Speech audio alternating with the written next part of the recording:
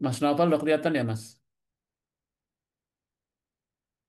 Sudah utus Ustaz. Ya, kita akan bersama-sama mentadaburi mulai dari surah Al-Baqarah ayat 255. Ini ayat yang sudah sangat familiar dengan kita, karena ini eh, ayat yang hampir setiap hari muka-muka kita selalu amalkan, ayat kursi. Mari kita selami di dalamnya ayat yang masyhur ini.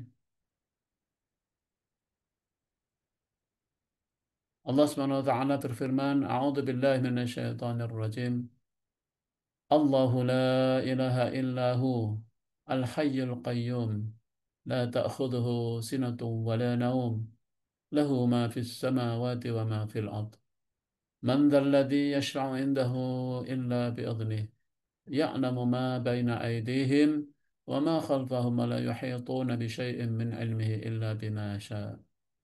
وسع كرسيه السماوات والأرض ولا يعوده حفظهما وهو العلي العظيم. صدق الله العظيم. Allah berfirman di dalam ayat yang mulia ini, yaitu surah Al-Baqarah ayat 255, yang kurang lebih artinya Allahu la ilaha illahu. Allah, tidak ada Tuhan selain Dia, Al-Hayyul Qayyum, yang maha hidup, lagi terus-menerus mengurus makhluknya, mengurus ciptaannya. Dia tidak dilanda oleh ngantuk dan tidak pula oleh tidur. Ya. La ta'khudhuhu sinatu wa la naum. Ya. Lahu ma fis samawati wa ma fil ard. Miliknya lah, milik Allah, miliknya lah apa yang ada di langit dan apa yang ada di bumi. Man dzalladzi yashfa'u indahu illa bi'idhnih. Tidak ada yang dapat memberi syafaat di sisinya tanpa izinnya. Ya'lamu ma baina aydihim wa ma khalfahum. Dia, Allah, mengetahui apa yang ada di depan atau di hadapan mereka dan apa yang ada di belakang mereka.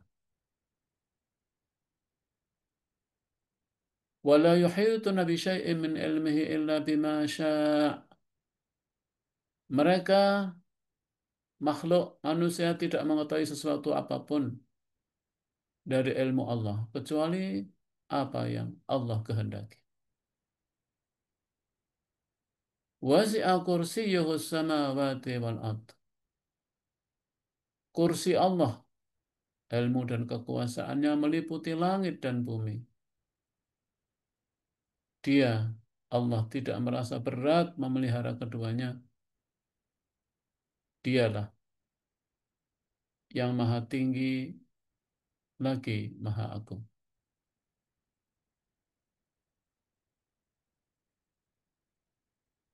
Hadirin jamaah rahimakumullah, ini ayat yang subhanallah, ayat yang sangat agung, ayat yang luar biasa. Makanya ayat ini begitu sangat terkenal. Orang mengenalnya dengan ayat kursi, karena ada kalimat wasi'a kursiyyuhus samawati wal ardh. Ayat kursi. Kenapa demikian agung ayat ini? Demikian spesial ayat ini karena memang ayat ini mengandung mengandung hikmah yang sangat dalam. Ya. Ayat ini menegaskan kembali tentang keesaan Allah Subhanahu wa taala, dan Allah juga menyebutkan di dalam ayat ini beberapa sifat-sifatnya yang utama. Sifat-sifatnya. Ya, beberapa, karena tidak semua disebutkan oleh Allah Subhanahu wa taala, tapi sifat-sifat Allah disebutkan. Jadi Allah menjelaskan siapa zat Allah itu dan Allah menyebutkan sifatnya. Ini yang membedakan dengan yang lain. Ya. Jadi Allah itu menjelaskan siapa dirinya di hadapan makhluk orang-orang yang beriman ini, dan sifat-sifat Allah itu demikian sempurna. Hadirin jamaah rahimakumullah, ayat ini diawali dengan kalimat Allah ya. Tidak banyak ayat eh, yang langsung diawali dengan kalimat Allah ya. Dan ini salah satunya. Allah di awal langsung menyebutkan asmanya. Allah, tidak ada Tuhan selain Dia. Ya. Inilah inti dari keimanan. Inilah tauhid. Ya. Dan semua bangunan, semua apapun pemahaman berdiri di atas pemahaman ini. Jadi Allah menjelaskan dan menyebut kalimat asmanya, bukan yang lain. Ya. Bukan yang lain. Allah, begitu ya. Allahu la ilaha illahu. Itu yang istimewa. Ada di dalam surat yang lain, surat Nur misalnya, Allah juga menyebut Allah nurus samawati wal ard. Mathalu nurhi kamiskatin fiha misbah, kan dalam surat Nur ya. Allah nurus samawati. Cahaya langit dan bumi. Untuk menjelaskan bahwa semuanya bersumber dari Allah Subhanahu wa taala. Kemudian eh, jadi di dalam ayat ini hadirin jamaah rahimakumullah, itu ini ayat kursi dan kandungannya. Ayat ini mengandung kaidah-kaidah keimanan tauhid. Ya. Diawali dengan kalimat Allah, tidak ada Tuhan selain Dia. Allahu la ilaha illahu. Ini menjelaskan tentang keesaan Allah yang jelas dan pasti. Jadi ini keesaan Allah bahwa Allah satu-satunya Tuhan, tidak ada Tuhan selain Dia. Itu jelas, pasti, dan tidak dapat diselewengkan atau disamarkan sebagaimana yang terjadi pada agama-agama yang lain. Ya, jadi kalimat ini Allah tidak ada Tuhan selain Dia.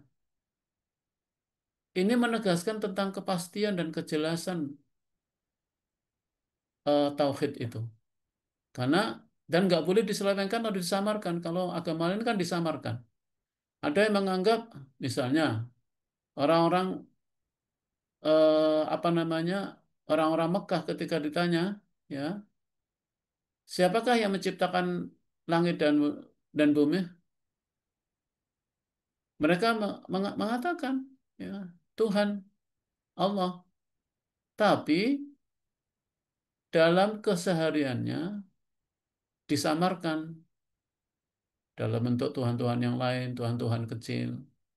Ada kadang-kadang diselewengkan atau diselewengkan dengan yang lain. Tapi kalau ditanya, ya siapakah yang menciptakan langit bumi? Dia mengatakan Allah, tapi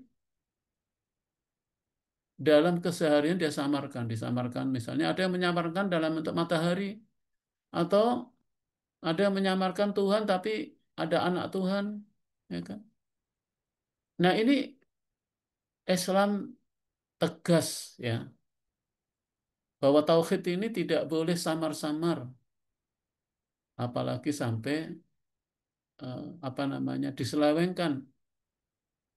Kenapa? Karena di dalam agama-agama yang lain itu terjadi ya keesaan Allah itu disamarkan atau diselewengkan karena dia masih mengakui Tuhan-Tuhan yang lain. Ya. Itu tidak boleh sama sekali. Itu maknanya. Makanya Allah tidak ada Tuhan selain Dia itu juga pengertian jelasnya adalah tidak ada yang berhak disembah selain Dia. Jadi hak untuk disembah itu hanya kepada Allah Subhanahu wa taala, tidak kepada yang lain, ya. Makanya kan kalau kalimat tauhid itu kan la ilaha illallah. La, tidak ada Tuhan selain Allah. Ini Masya Allah ya. Kalau difahami la ilaha illallah itu kan berarti La razaqqa illallah. Tidak ada yang memberikan rezeki kecuali Allah.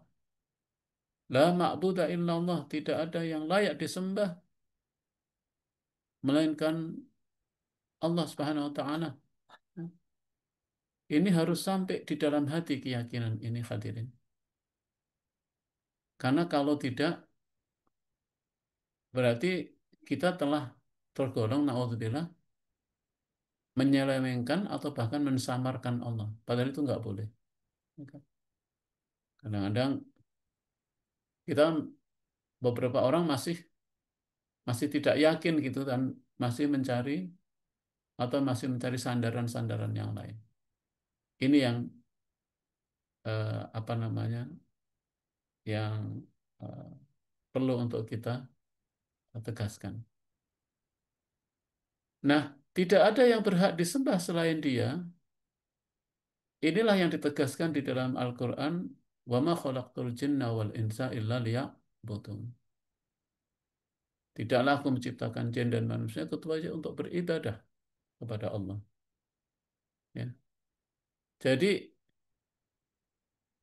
di atas kaidah tauhid ini bertumpunya Islam dan kehidupan. Karena apa? Karena kehidupan ini pada prinsipnya adalah penghambaan. Tapi penghambaan yang benar adalah penghambaan kepada Allah. Tidak boleh di dalam ayat ini jelas tidak ada istilahnya hamba menghamba kepada hamba atau selain Allah. Karena hak penghambaan hanya kepada Allah. Karena tuh hidup kita ini sebetulnya hadirin adalah kita harus berlomba-lomba membuktikan bahwa kita ini hamba Allah, bukan hamba yang lain. Itu kan. Kita terus dimintai bukti penghambaan kita kepada Allah dalam setiap kehidupan. Kenapa? Karena yang berhak disembah itu hanya Allah. Ya, tidak ada yang berhak disembah selain Dia.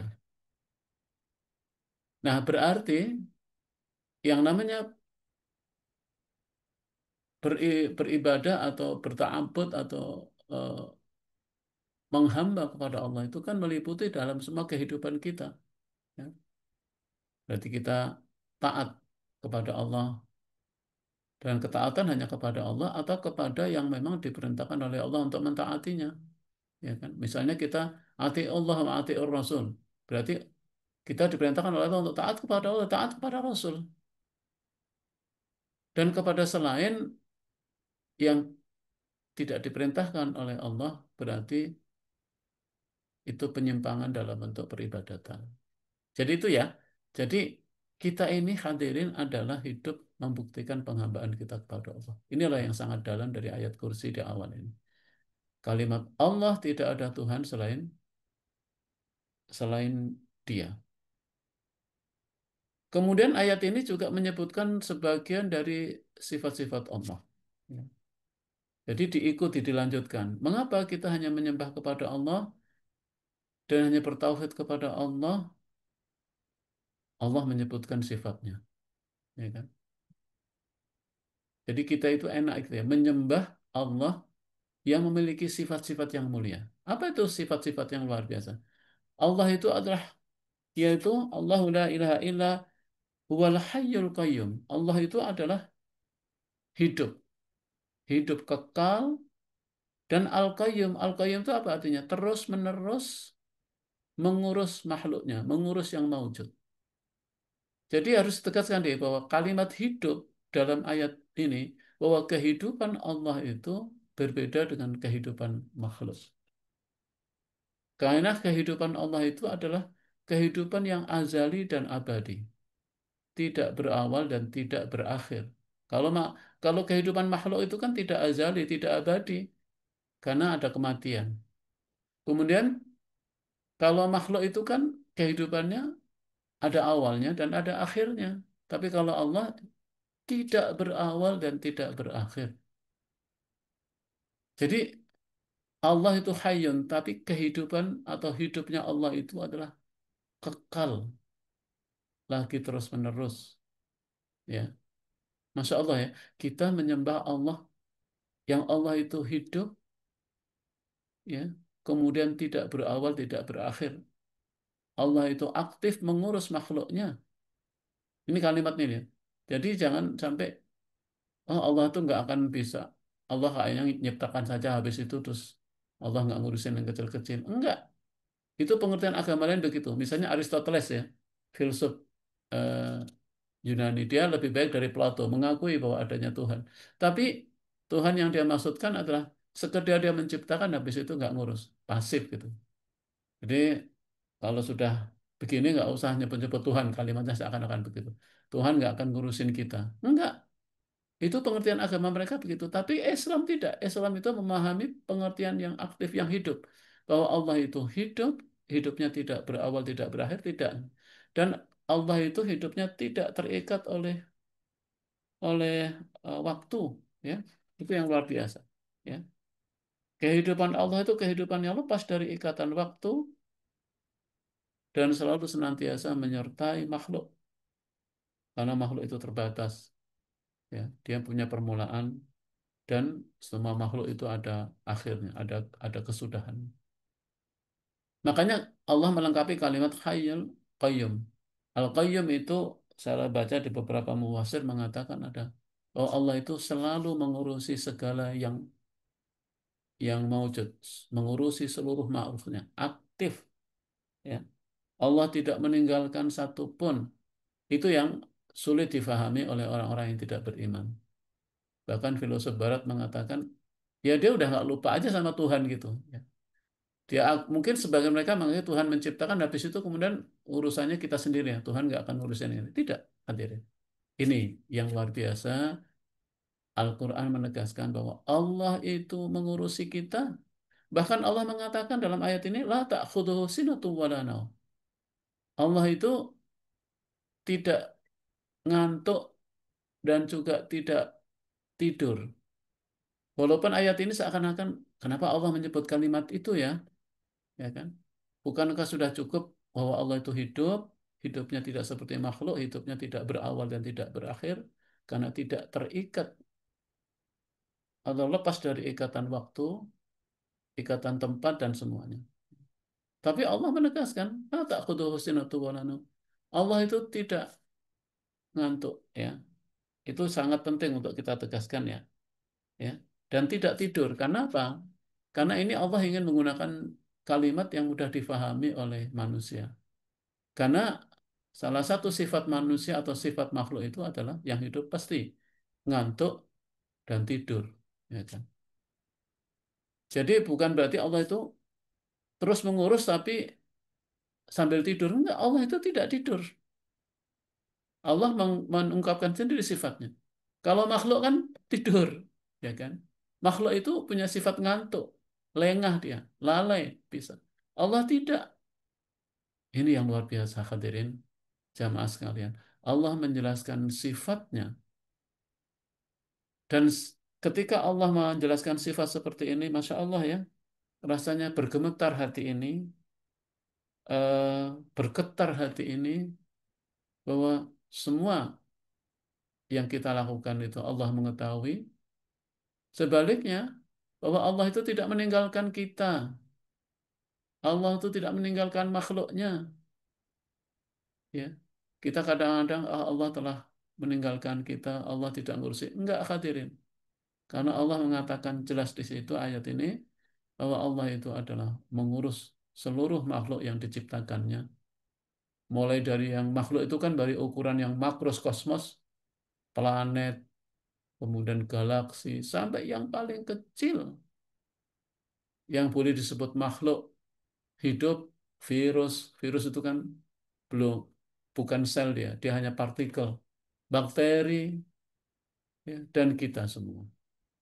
Ya, Masya Allah ya, itulah Allah Tuhan kita yang kita sembah, bahwa Allah itu sifatnya adalah hidup, hidupnya kekal abadi, azali, tidak berawal, tidak berakhir karena tidak terikat oleh ini. Kalau makhluk dan kehidupannya berbeda dengan makhluk yang terikat oleh waktu, terikat oleh tempat, ada awalnya dan ada akhirnya. Tapi Allah itu azali, Allah itu adalah abadi.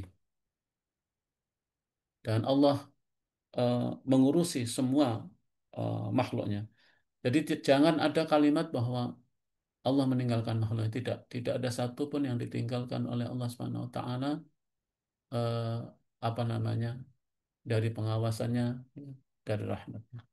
Kemudian hadirin, di dalam ayat kursi ini juga Allah menegaskan, ya, dengan kalimat lahu ma fis samawati wa ma fil ard. Kita ini ya, kita pelan-pelan kita kaji dengan mendalam. Kepunyaannya lah apa yang di langit dan di bumi. Masya Allah, kita itu kalau sudah menggunakan ayat lahu ma fis samawati wa ma, milikmu ya Allah seluruh yang ada di langit dan ada di bumi ini. Kepemilikan yang mutlak, Allah itu pemilik mutlak, lengkap, tidak terikat pada suatu ikatan dan syarat. Kalau kita kan, pemilikan kita kan tidak mutlak, ya kan? Karena kadang-kadang kita tidak selalu bisa memiliki sesuatu dengan hakiki. Bisa hilang, bisa lenyap, ya. Bahkan eh, bisa lenyap dari genggaman kita, tapi Allah tidak. Dia adalah pemilik yang hakiki dari semua yang ada ini. Karena pada dasarnya manusia tidak mempunyai kepemilikan sama sekali. Kepemilikan manusia itu hanyalah memiliki tugas untuk pengelolaan saja. Jadi kalau kenapa? Karena bisa diambil seketika oleh Allah Subhanahu wa taala dengan cara Allah. Ya. Makanya yakinlah hadirin bahwa pemilik hakiki, pemilik semuanya ini adalah Allah Subhanahu wa taala, pemilik mutlak dia yang tidak bisa diatur oleh yang lain, tapi Allah malah yang mengaturnya, Allah bisa mengambilnya karena dia pemilik mutlak, ya kan? Mutlak itu kan bisa diambil, bisa diberikan pada siapa saja, itu hak Allah Subhanahu wa taala. Kalau kita kan masih mempunyai persyaratan, ya kan? Kita nggak bisa memberikan sesuatu yang bukan eh, apa namanya milik kita. Bahkan apa yang akan kita berikan kadang-kadang belum tentu bisa kita berikan karena Allah menghendaki yang lain. Jadi kita terikat oleh suatu ikatan dan oleh syarat, syarat mereka. Karena itu mendengarkan ayat ini kita lega sebagai seorang yang beriman itu bahwa kalau yang namanya Allah pemilik yang mulia tidak ada yang tertukar kalau Allah sudah memberikan. Milik dia tidak akan ketukar dengan yang lain. Karena apa? Karena ada yang mengatur. Ya. Kemudian ayat ini juga menegaskan tidak perlu kita menangisi ketika sesuatu yang kita miliki lenyap, hilang. Karena memang kita bukan pemilik yang sebenarnya, yang memiliki semua ini. Bahkan jangankan barang, uang, rezeki. Loh, diri kita saja bukan milik kita sendiri. Inna lillahi wa inna ilaihi raji'un. Sungguhnya kita ini milik Allah dan akan kembali kepadanya. Tenang kita sebagai seorang yang beriman itu. Ini barangkali yang membuat luar biasa dari ayat kursi ini. Kemudian Allah menjelaskan di dalam ayat kursi ini juga sifatnya, siapakah yang dapat memberi syafaat di sisinya selain izinnya. Atau tidak ada yang dapat memberi syafaat di sisinya selain dengan izinnya. Ayat ini menegaskan bahwa semua hamba itu tunduk dan patuh di hadapan Allah. Tidak ada yang dapat melampaui bahkan melewatinya. Artinya tidak ada yang berani memberi syafaat. Syafaat itu pembelaan dan pertolongan di sisinya kecuali setelah izin dari Allah. Jadi ini Masya Allah ya. Jadi eh, semua yang terjadi itu adalah semuanya atas izin Allah Subhanahu wa taala. Tidak ada yang mencoba untuk, bahkan tidak ada yang mampu untuk melampaui dan melewatinya jika memang Allah itu eh, berkehendak. Kenapa? Karena memang syafaat itu ada, tapi yang memberikan syafaat itu hanya yang diizinkan atau yang dapat izin dari Allah. Rasulullah Muhammad SAW insya Allah akan berikan syafaat. Nanti di yaumul qiyamah ada pembelaan dan pertolongan melalui Nabi kita Muhammad. Karena Nabi Muhammad adalah Nabi yang telah mendapatkan izin darinya. Kemudian Al-Quran nanti akan memberikan syafaat. Misalnya Iqra'ul Quran fa innahu ya'ti yaumal qiyamati syafi'an li ashabi. Bacalah oleh kamu Al-Quran karena Al-Quran itu nanti akan memberikan syafaat bagi mereka yang membacanya. Makanya berkawan yang paling baik ya berkawan dengan Al-Quran. Rutin kita melafadzkannya, menghafalkannya. Kemudian bersolawat kepada Nabi berarti kita telah berkawan dengan Nabi Muhammad melalui lantaran salawat yang kita ucapkan. Moga-moga Allah berkenan, Nabi kita berkenan memberikan syafaat dengan izin Allah. Dan yang lain bisa memberikan syafaat, bahkan sahabat-sahabat yang baik dalam ketaatan, sahabat yang eh, atau sahabat karib yang kita bersepakat untuk bersahabat karena Allah juga termasuk yang akan memberikan syafaat atas izinnya. Jadi tidak ada nanti yang mampu memberikan eh, apa namanya syafaat kecuali atas izin Allah. Dan siapa yang diizinkan oleh Allah Subhanahu wa taala tentu itu adalah kewenangan Allah Subhanahu wa taala. Jadi ayat ini menjelaskan bahwa tidak ada yang mampu melampaui dan melewatinya. Semuanya berjalan atas izin Allah Subhanahu wa taala. Kemudian Allah juga menegaskan bahwa uh, ya'lamu ma baina aydihim wa ma khalfahum. Dia mengetahui, dia Allah yang mengetahui apa yang di hadapan mereka dan apa yang di belakang mereka. Ini menjelaskan bahwa ilmu dan pengetahuan Allah itu lengkap, sempurna, dan meliputi segala sesuatu. Tidak ada satupun yang terlepas dari ilmu Allah Subhanahu wa taala, dari pengetahuan Allah. Allah itu mengetahui semuanya. Kalimatnya juga di hadapan mereka dan di belakang mereka. Jadi Allah mengetahui yang ada, kan kita hanya mengetahui apa yang kita ketahui, yang eksis, ya, yang present atau yang apa yang pada waktunya. Tapi Allah menjelaskan, Allah itu mengetahui yang di hadapan mereka dan yang di belakang, yang telah lalu maupun yang akan terjadi. Itulah luasnya ilmu Allah. Ilmu Allah itu meliputi apa namanya semuanya. Meliputi yang gaib dan yang nyata, yang lalu dan yang akan datang. Kembali ya. Tadi diawalkan kalimatnya Allah, la ilaha illahu. Allah Tuhan kita itu adalah yang memiliki sifat pengetahuan dan ilmunya, meliputi seluruh yang ada di alam, bahkan yang di depan kita dan yang di belakang eh, kita. Karena itu sembahlah oleh kamu Allah zat yang memiliki sifat yang sempurna ini. Kemudian Allah juga menjelaskan wala yuhituna bi syai'in min ilmihi illa bima syaa. Mereka tidak mengetahui sesuatu apapun dari ilmu Allah kecuali apa yang Allah kehendaki. Hanya Dia, Allah yang ilmunya itu mutlak.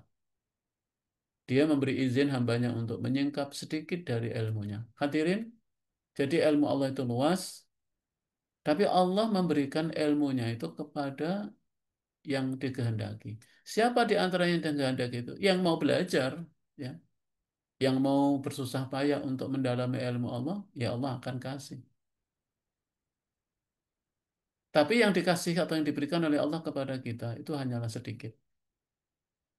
Ya. Karena apa tadi? Ilmu Allah itu kan meliputi langit dan bumi di hadapan dan yang di belakang yang gaib Allah. Nah kita kan nggak tahu yang gaib. Ya. Allah mengetahui. Jadi, tapi Allah memberikan ilmu itu bagi mereka yang mau belajar, bagi mereka yang mau bersungguh-sungguh, ya kan? Subhanaka la ilma lana illa ma 'allamtana. Maha suci Engkau ya Allah, tidak ada yang kami ketahui kecuali apa yang Engkau ajarkan kepada kami. Tapi untuk mengetahui itu kan kita diperintahkan dari awal. Iqra bismi rabbikal ladzi khalaq. Bacalah. Jadi membaca itulah kunci kita mendapatkan ilmu. Makanya ayat pertama atau wahyu pertama itu perintah kita untuk membaca. Makin banyak yang kita baca ya makin banyak insya Allah yang kita ketahui. Ya. Kalau kita tidak baca ya kita nggak tahu. Jadi untuk tahu itu Allah mintakan untuk baca dan untuk membaca itu Allah sudah memberikan kepada kita sarana, mulai dari mata, penglihatan, telinga, pendengaran, hati yang merekam semua ini. Kurang apa coba? Ya, kita hanya mungkin kurang bersyukur. Kemudian ini untuk menegaskan bahwa ilmu kita manusia ini tidak ada apa-apa. Yang Allah berikan itu sedikit. Ya kan? Seorang profesor juga ahli bidangnya saja, belum tentu tahu yang lain. Seorang dokter juga demikian, meneliti hanya satu bidang saja. Tapi bidang yang lain tentunya juga tahu. Ya, tidak ada yang maha mengetahui. Ya kan? Ya. Eh, eh, Makanya dulu para ilmuwan dulu istilah profesor itu kan disebut sebagai orang yang eh, amat terpelajar gitu ya. Makanya sekarang diganti, kita koreksi itu di IPB nggak ada itu istilah yang amat terpelajar ini seakan-akan sudah amat ter lagi ya. Kita ganti sekarang menjadi amat pembelajar. Jadi level profesor pun sebetulnya adalah masih level pembelajar. Gitu. Dan Allah memberikan kita ilmu sedikit. Dan yang sedikit yang diberikan oleh Allah saja tidak semua kita ketahui. Ya. Jadi Allah itu berikan ilmu kita sedikit, tapi yang sedikit pun juga belum banyak kita ketahui. Contoh misalnya ilmu tentang apa ya, misalnya tentang hama penyakit ya, bidang saya misalnya. Ternyata juga tidak semua hama bisa ketahui, bahkan tidak tahu siklusnya, karakternya, apalagi untuk pengendaliannya repot lagi belum semua. Makanya ketika Allah berfirman, bertanya orang-orang Yahudi, wa yas'alunaka 'anir ruh, mereka bertanya kepada Muhammad tentang roh. Katakanlah kulir ruh min amri rabbi. Katakan roh itu urusanku, urusan Tuhanku. Kulir ruh min amri rabbi. Bahwa roh itu urusan Tuhanku. Karena Nabi ini kan diuji, dites gitu oleh orang-orang Yahudi. Muhammad tahu nggak itu kan tentang roh? Sampai dia nanya, Muhammad kalau kamu Rasul, Nabi, Rasul Allah, coba kamu terka kira-kira saya ini kapan mati gitu. Itu orang Yahudi itu seperti itu sampai ngetesnya ya. Padahal maksudnya dia juga tahu kalau Muhammad tahu berarti dia bukan nabi. Kalau dia nggak tahu baru dia nabi. Dia tahu bahwa urusan roh itu nggak mungkin, tapi dia ngetes gitu. Kan kita suka ya ditanya itu kita memaksakan untuk menjawab padahal kita nggak tahu. Kalau nggak tahu katakan nggak tahu. Sama ketika Nabi ditanya, wa yasalunaka 'anir roh, mereka bertanya kepada Muhammad tentang roh, katakanlah bahwa urusan roh itu urusan Tuhanku. Wa ma utitu minal ilmi illa qalila. Nah, ini yang menarik. Dan tidaklah aku berikan kepada kamu ilmu kecuali qalila, sedikit. Jadi Allah berikan ilmu kita itu sedikit. Nah, yang sedikit saja tadi tidak semua kita paham. Kemudian Allah menjelaskan di ayat ini jangan termasuk disebut ayat kursi karena ada ayat ini. Kursinya ya, wasi'a kursi dan kursinya itu luas, meliputi langit dan bumi dan dia tidak merasa berat memelihara keduanya, ya kan? Langit dan bumi itu. Jadi kursi di sini ada yang menjelaskan kalau mufassir adalah ilmu dan kekuasaan Allah itu meliputi langit dan bumi yang ada seisinya dan Allah tidak merasa berat memelihara keduanya langit dan bumi. Jadi Masya Allah hadirin, makanya Allah berkali-kali menegaskan di dalam ayat kursi ini. Ini ayat yang harusnya difahami oleh para ilmuwan ya. Calon-calon ilmuwan harus paham ayat ini. bahwa bahwa ilmu yang kita pelajari ini sedikit dan karena itu bagi yang belum masih ada kesempatan untuk belajar belajar sebanyak-banyaknya karena ilmu kita ini sedikit ya kan tapi yang sedikit itu oleh Allah diberikan kok karena makanya kalimat kecuali apa yang dia kehendaki dan yang dikehendaki oleh Allah itu mereka yang belajar makanya walaupun orang yang tidak beriman tapi dia belajar yang menguasai ilmu karena apa karena dia mengikuti hukum sebab akibat ya kan sebab dia belajar ya akibatnya dia tahu. Tapi kalau dia nggak belajar ya nggak tahu gitu kan. Itu sebab akibat itu, ya kan. Dan itu berlaku pada siapapun, pada makhluk Allah. Makanya ini Masya Allah, Allah menegaskan kepada kita hadirin tentang sifat-sifat Allah Subhanahu wa Ta'ala agar kita eh, apa namanya bersungguh-sungguh bagi yang Allah karuniai ilmu, kan secara formal ditandai dengan lulus, menyandang gelar sarjana, apa itu S1, S2, S3, bahkan sampai guru besar, itu semua adalah karena Allah telah memberikan izin kita untuk menguasai yang sedikit ilmunya itu. Kita bersyukur dan moga-moga ilmu itu semua menghantarkan kita kepada terakhir, wahwal aliyul azim. Allah itu maha tinggi, Allah itu maha besar, Allah itu maha agung, ya kan? Itulah barangkali mengapa ayat kursi ini begitu dalam. Karena di dalam ayat ini Allah menghimpun eh, apa namanya inti dari eh, Al-Quran, inti dari ajaran Islam yaitu tauhid, dan Allah juga menjelaskan melalui ayat kursi ini sifat-sifat Allah yang mulia yang insya Allah apabila kita pahami moga-moga menjadi tenang. Nah, karena itulah di ayat ini ingin saya singgung. Ini adalah mengapa ayat ini menjadi ayat yang mulia. Ada beberapa keterangan dari para mufassir yang ingin saya sampaikan di sini, bahwa ayat kursi ini memang memiliki keistimewaan, bahkan memiliki beberapa keutamaan. Ya. Ini beberapa keutamaan bahwa eh, ayat kursi ini memang dianggap sebagai ayat yang paling agung, bahkan ada yang menyebut penghulu dari Al-Quran. Ini hadis-hadis yang menyinggung itu ya. Silakan Anda cari hadis itu. Ini hanya untuk menjelaskan beberapa keutamaan itu. Yang kedua adalah ayat ini juga dianggap sebagai ayat yang apabila kita pahami, kita baca, kita renungkan, ayat ini dapat menjadi perlindungan kita dari gangguan setan. Ini juga ada hadis, ya kan? Jadi bagi yang eh, ingin mendapatkan perlindungan Allah dari gangguan setan, di antaranya baca ayat ini dan pahami maknanya dengan baik, insya Allah kita terbebas dari gangguan setan. Dan setan ini penting hadirin untuk kita jadikan musuh. Karena musuh utama dari sejak Nabi Adam, bapak kita sampai sekarang adalah setan. Dan setan ini adalah karakter bisa dalam bentuk jin maupun dalam bentuk manusia. Karena dia karakter sifat ya, yang melekat pada makhluk yang memang makhluk yang menentang Allah, makhluk yang eh, bertugas menyesatkan manusia. Dan setan itu akan menggoda manusia itu dari kanan, kiri, depan, dan belakang. Semakin penting. Kemudian ayat kursi ini di dalam beberapa keterangan menjadi ayat yang dapat mengantarkan orang, memudahkan orang untuk menuju surga. Jadi ayat kursi ini ayat yang akan mengantarkan mereka yang mengimaninya, yang memahaminya, seperti jalan tol menuju surga Allah Subhanahu wa taala. Kemudian ayat kursi ini ya tadi karena kan orang yang faham maknanya pasti orang-orang yang akan dimudahkan menuju surga. Kemudian ayat ini juga dalam keterangan hadis juga bagi mereka yang memahami dan mengimaninya juga menjadi pembuka pintu rezeki bahkan kemudahan-kemudahan Allah. Tentu kita mengharapkan Allah memberikan kemudahan dan memberikan rezeki yang baik ya. Amalkan ayat kursi ini dan pahami. Kemudian juga ayat kursi ini menjadi wasilah Allah mengabulkan doa-doa orang-orang yang berdoa kepadanya.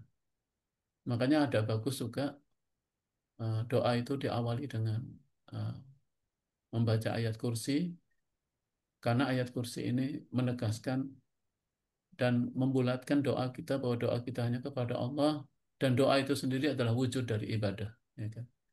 Makanya ada kalimat ad-doa umukhul ibadah. Doa itu intisari dari ibadah kepada Allah Subhanahu wa taala.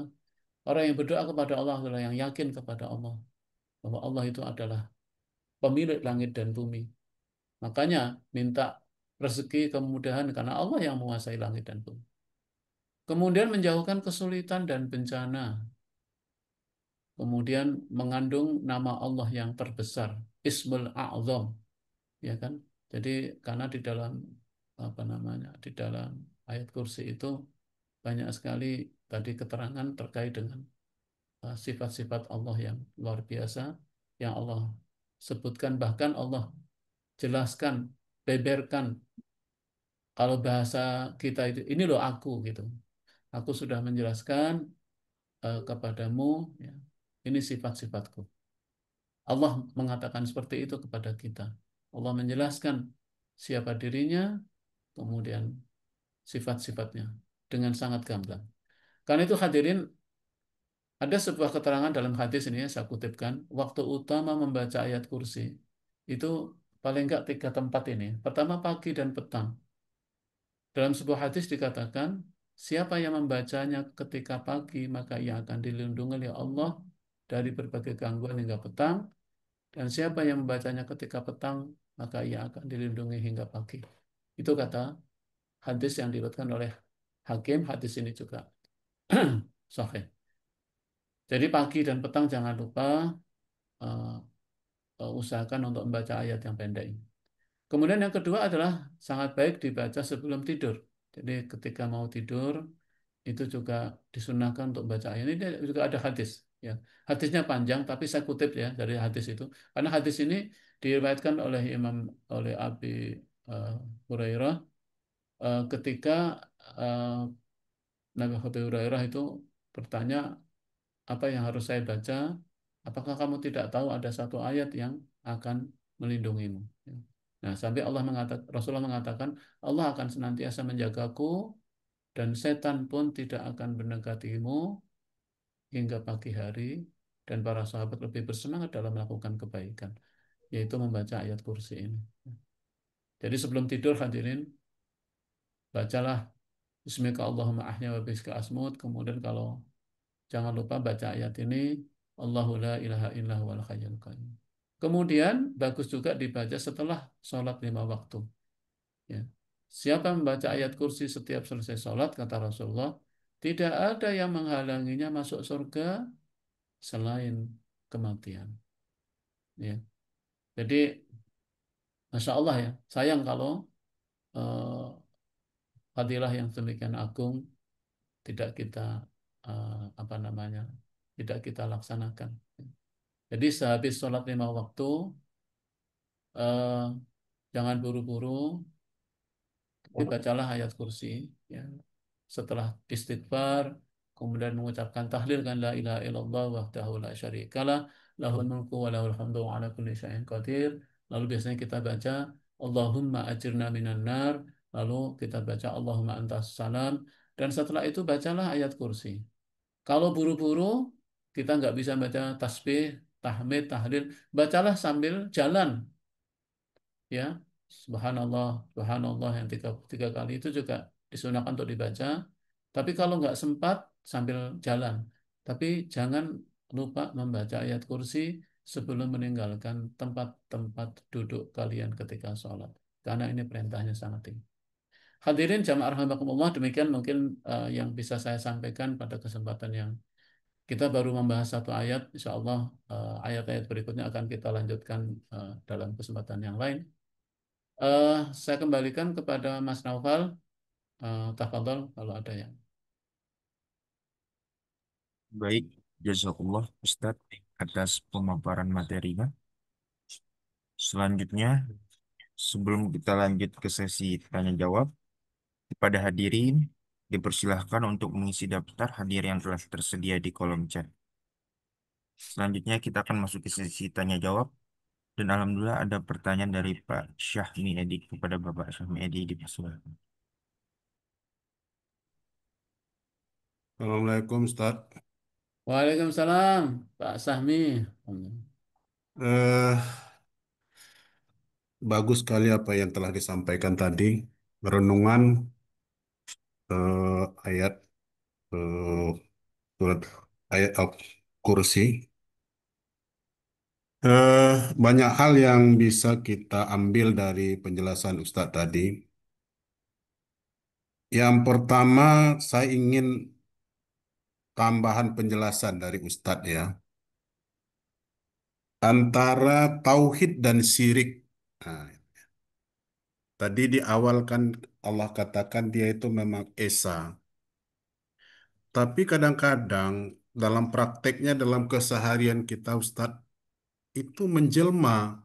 Yang tadi kata Ustadz itu kan, oh, bertuhankan matahari, bertuhankan orang besar, bertuhankan kayu besar, batu besar, orang-orang yang hebat gitu ya. Kira-kira apalah trik kita nih Ustadz? Kita pun kadang-kadang seperti itu, tergelincir.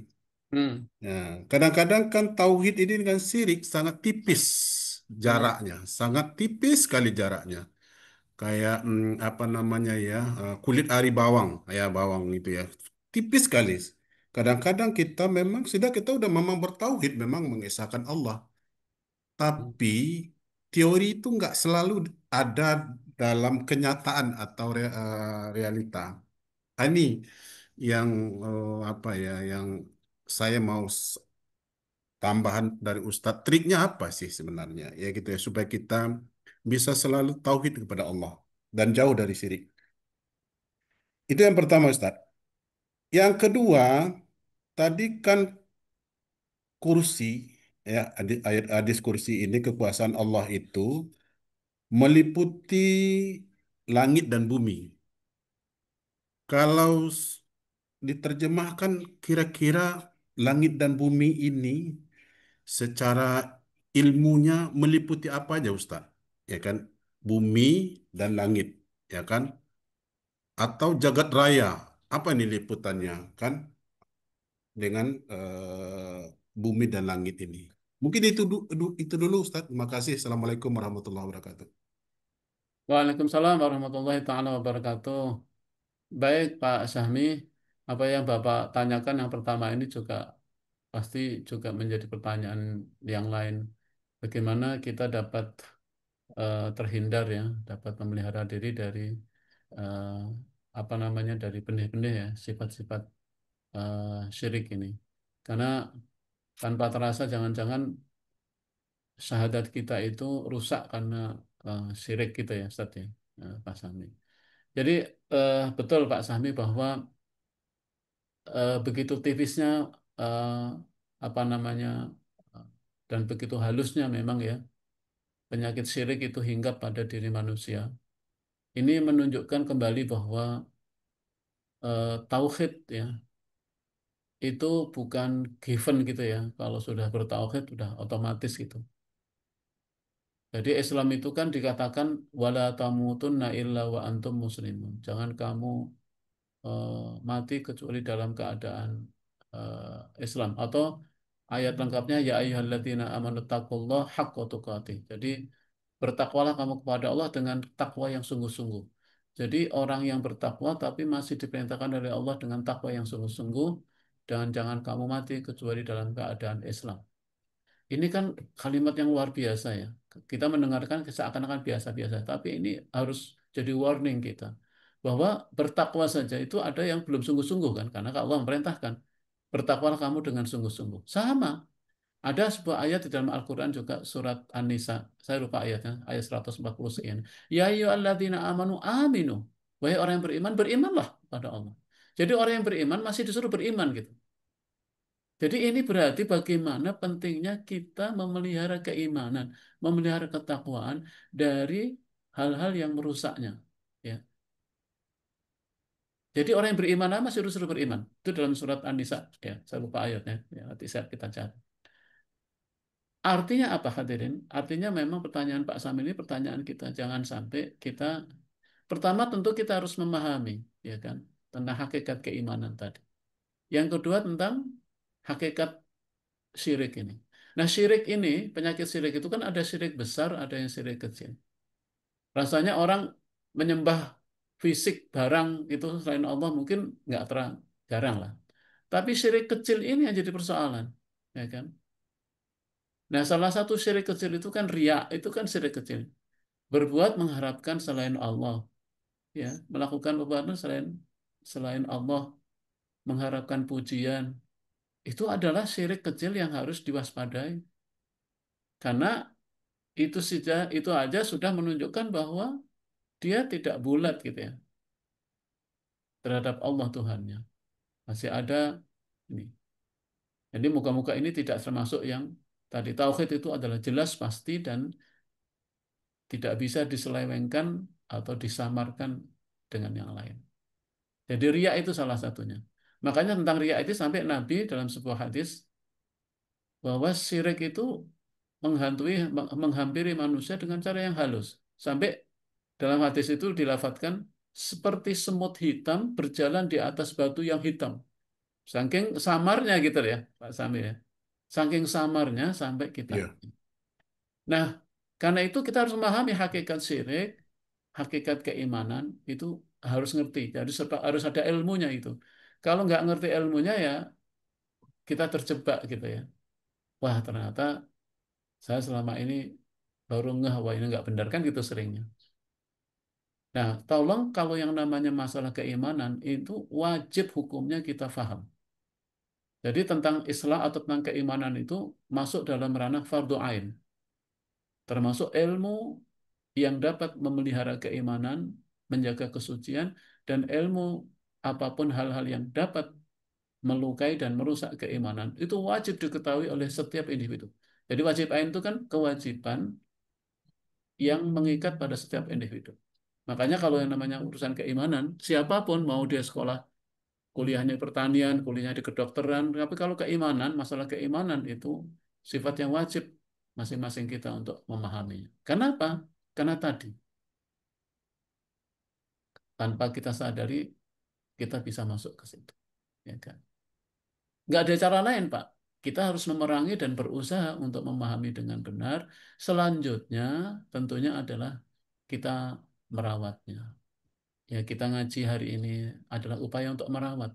Karena dengan memahami Al-Quran kan kita jadi paham Allah mengarahkan kehidupan kita dengan cara yang benar. Allah menunjukkan hal-hal yang dapat merusaknya. Itu begitu ya. Mungkin secara singkat begitu Pak Sahmi ya, apa namanya yang bisa saya sampaikan. Kemudian terkait dengan pertanyaan yang kedua, sebetulnya kalimat langit dan bumi itu juga simbol ya, bahwa mengapa disebut bumi? Padahal bumi ini juga bagian dari universe gitu ya, bagian universe-nya. Jadi kalau disebut langit ya yang di luar bumi. Yang bumi ini adalah, sebetulnya bumi ini adalah bagian kecil dari universe, dari alam jagat raya ini. Bahkan bumi ini adalah hanya bagian kecil, mungkin butiran lah dari semua benda angkasa yang kalau dari penelitian yang dilakukan oleh Harvard University, itu saya lihat di blognya itu di alamat itu setiap 2 bulan uh, Harvard University itu selalu merilis ditemukannya planet baru, ditemukannya galaksi baru. Makanya jumlah bintang dan benda angkasa ini sampai di dalam Harvard di Universitas disebutkan bukan lagi jutaan miliaran. Bintang saja juga warnanya macam-macam. Bahkan ada benda bintang yang tidak menunjukkan cahaya, namanya black matter, benda yang berwarna gelap. Jadi banyak sekali. Nah, bumi ini bagian kecil saja. Tapi Allah menyebut bumi karena kita di sini hidup. Ya. Ya. Allah meletakkan kita manusia di bumi. Karena bumi ini adalah spesial. Hanya bumi dari semua benda yang ada di alam raya ini bisa ditempati oleh manusia. Dan kalau kita pahami bumi ini, Masya Allah, bumi ini kan kita ini kan melayang, benda bumi ini kan benda yang melayang, tapi kita tetap, kita bisa stabil, kita bisa ini. Jadi saya selalu mengatakan, kalau diskusi dengan teman-teman di ITB, saya katakan, bagaimana bumi ini bisa bertahan seperti sekarang ini sehingga kita bisa tetap ya, itu untuk mempertahankan bumi seperti ini itu energi yang Allah keluarkan untuk mempertahankan bumi ini besar sekali, ya, karena eh, stabil bumi ini di orbitnya sehingga kita bisa hidup ya. Udaranya juga stabil. Coba kalau bumi ini keluar sedikit dari eh, orbitnya, nggak tahu apa yang terjadi. Allah alam. Jadi begitu Pak Sami, langit adalah semua yang eh, di luar bumi dan kemudian bumi adalah tempat kita. Jadi kalimat langit itu kalimat simbolik yang di dalamnya itu berisi miliaran benda angkasa. Dan bumi, Allah mengutip semua benda-benda yang berukuran mikro untuk menjadi pelajaran bagi kita. Dan Allah menguasai itu semua, tidak ada satupun. Makanya semua rapi, berjalan di atas orbitnya, karena Allah mengurusi semua ciptaannya. Wallahu a'lam. Mungkin itu Pak San. makasih Ustaz. Baik, kepada audiens yang ingin bertanya, Dipersilahkan.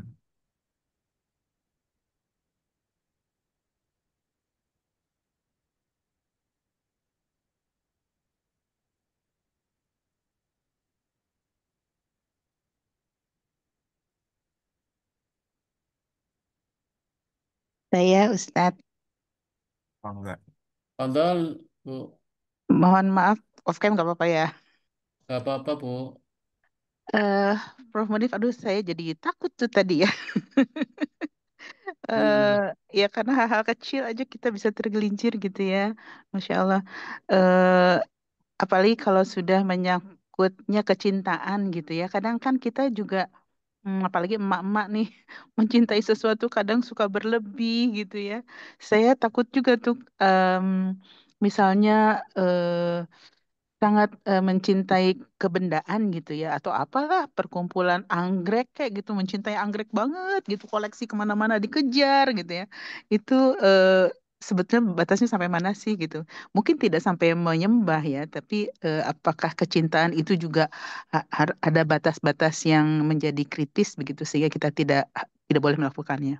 Kemudian hal yang kedua, pertanyaan kedua tentang membaca eh, ayat kursi setelah sholat. Saya tuh mungkin dari sejak SMA ya mendengar hadis itu. Hadis atau ayat Al-Quran tuh yang Hadis, Bu. Hadis, hadis Bu. ya, Ya. yang sesudah setiap baca Al-Quran, setiap sholat 5 waktu. Pertanyaan saya, eh, sampai sejauh apa sih maksudnya jika ada orang punya dosa besar begitu ya, katakanlah dia sudah tobat, tapi apakah itu bisa membantu gitu? Gimana Ustadz? Makasih. Assalamualaikum warahmatullahi wabarakatuh. Waalaikumsalam warahmatullahi wabarakatuh. Ya, Prof. Iis, makasih pertanyaannya. Betul, Ibu. Jadi, mencintai adalah sifat manusia dan sebetulnya Allah tidak eh, apa namanya melarang ya untuk kita mencintai. Cuman dalam Islam memang soal cinta mencintai ini tidak dilarang, cuman ada apa ya, ada urutan ya, ada stratifikasi. Tentu kalau ditanya orang Muslim pertama adalah cintanya pertama kepada Allah yang menciptakan, yang cinta yang kedua kepada Rasulullah, ya. Kemudian cinta yang ketiga tentunya kepada orang tua, ya. Kecintaan ini kan begitu urutannya ya. Ya. Kemudian cinta kepada jihad fisabilillah dan kemudian urutan-urutan begitu. Termasuk mencintai makhluknya, mencintai barangnya, mencintai suami, mencintai anak, mencintai ini sampai mencintai ini sebetulnya wajar-wajar saja. Tidak ada larangan. Cuman yang perlu adalah jangan sampai begitu ya, kecintaan itu melampaui dari apa ya, dari eh, yang seharusnya hak yang atau siapa yang harus dicintai. Artinya bahwa tidak boleh atau seharusnya tidak boleh seorang mukmin mencintai sesuatu sampai melalaikan kepada Allah Tuhannya, ya, atau sampai melalaikan perintahnya, sampai melalaikan kewajibannya. Itu yang karena kalau sudah begitu, maka eh, kita telah menempatkan kecintaan eh, yang kurang tepat gitu ya. Di dalam Al-Quran aja itu dalam surat At-Taubah ya Bu, itu Bu Is ya dijelaskan ya hadirin itu tentang apa ya tentang eh, eh, apa ya tentang bagaimana kita harus menempatkan apa namanya kecintaan itu yang yang tepat ya, yaitu dalam surat At-Taubah ya ayat 24, Qul in kuntum tuhibbu Qul in kana aba'ukum wa abna'ukum wa ikhwanukum wa azwajukum wa ashiratukum ya, itu ayatnya ya. Katakanlah jika bapak-bapakmu, anak-anakmu, saudara-saudaramu, pasanganmu, kemudian sampai harta bendamu itu lebih kamu cintai daripada Allah, Rasulnya dan jihad fisabilillah, fatarabbasum. Maka tunggulah. Jadi itu sih batas-batasannya. Jangan sampai kecintaan semuanya itu sampai kita apa namanya melupakan Allah, melupakan Rasulnya, melupakan jihad fi sabilillah. Karena nanti fatarabbasu hatta ya'ti Allah bi amrih. Nanti Allah menurunkan bentuk azabnya ya. Makanya kalau terhadap sesuatu itu pedomannya dalam hadis itu, cintailah sesuatu itu biasa-biasa saja. Karena boleh jadi yang kamu cintai tadi itu akan menjadi yang kamu benci. Demikian juga Nabi mengatakan, kalau kamu membenci sesuatu, bencilah biasa-biasa saja. Karena boleh jadi yang kamu benci itu suatu saat menjadi yang kamu cintai. Jadi padomannya jangan sampai kecintaan itu sampai melupakan kita kepada Allah. Yang kedua, mencintai sesuatu makhluknya itu harusnya menjadi wasilah kita semakin mencintai eh, Allah Tuhan kita sebagai pencipta. Tadi kalau Bu Is misalnya melihat bunga yang indah, yang luar biasa, kalau orang yang beriman nggak berhenti sampai di situ.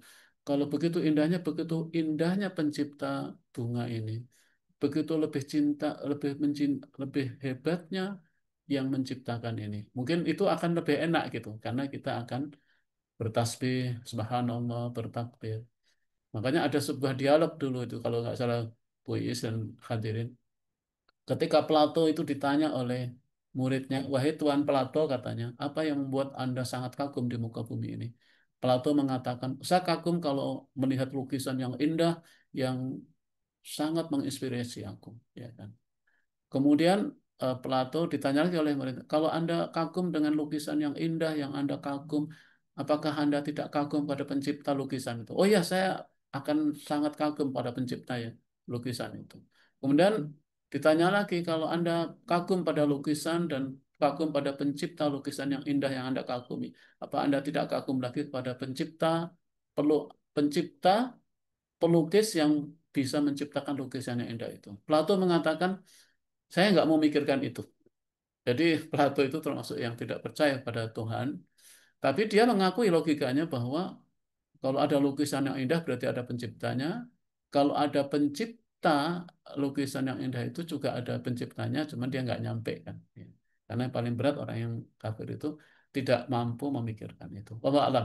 Jadi itu Bu, saya kira batasan-batasannya jangan sampai ini dan mencintai makhluk moga-moga justru menghantarkan kita semakin mencintai Allah, Rasulnya ya, eh, yang memberikan kita kehidupan. Kemudian eh, yang tadi ayat kursi. Jadi ayat kursi ini betul, ayat kursi ini banyak sekali fadilahnya dan setidaknya ayat kursi ini dijelaskan tadi Allah Subhanahu wa taala akan menjadikan kita moga-moga yang mengamalkan dengan istiqomah mendapatkan apa yang dijanjikan oleh Allah Subhanahu wa taala. Termasuk tentunya adalah Allah Subhanahu wa taala itu akan membukakan pintu maaf dan ampunan. Artinya ampunan di sini kepada Allah, insya Allah Allah akan mengampuninya. Cuman yang tidak bisa itu kan adalah kesalahan dosa sesama manusia ini yang harus kita eh, apa namanya kita harus apa namanya eh, selesaikan ya. Jadi makanya ayat kursi ini adalah termasuk bacaan yang baik untuk diamalkan. Tentu kita barengi dengan tasbih-tasbih yang lain. Jadi jangan lupa pembukanya itu bagus kalau ayat kursi atau Al-Fatihah. Kemudian kita bisa membaca yang lain, apa itu istighfar dan lain sebagainya. Itu tetap gitu. Wallah alam itu Bu Is. Terima kasih Ustaz. Alhamdulillah.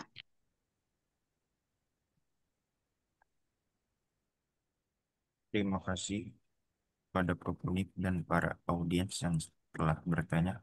Mengingat waktu sudah pukul 7, mungkin kita tutup saja acara kajian pada hari ini dengan doa penutup yang insya Allah akan dipimpin dan dibacakan oleh Ustadz Profesor Abdul Mulid.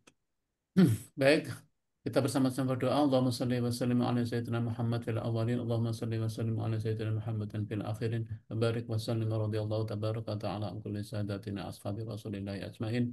قل اللهم مالك الملك تؤتي الملك من تشاء وتنزع الملك ممن تشاء وتعز من تشاء وتذل من تشاء بيدك الخير إنك على كل شيء قدير تولج الليل في النهار وتولج النهار في الليل وتخرج الحي من الميت وتخرج الميت من الحي وترزق من تشاء بغير حساب اللهم إن هذا إقبال النهار وإدبار الليل وأصوات دعاتك فاغفر لنا اللهم إنك تعلم أن هذه القلوب قد استمعت على محبتك والتقت على طاعتك وتوحدت على دعوتك وتعهدت على نصرة شريعتك وواثق اللهم رابطتها وأتم مدها واهدها سبلها ضوءها بنورك الذي لا يحبو واشرح صدورها بقيد الإيمان بك وجميل التوكل عليك وأحيها بمعرفتك وأمت على شهادة في سبيلك إنك نعم المولى ونعم النصير ربنا آتنا في الدنيا حسنة وفي الآخرة حسنة وقنا عذاب النار اللهم اغفر لنا ذنوبنا ولوالدينا وارحمهم كما ربونا صغارا سبحان ربك رب العزة عما يصفون سلام على المرسلين والحمد لله رب العالمين السلام عليكم ورحمة الله وبركاته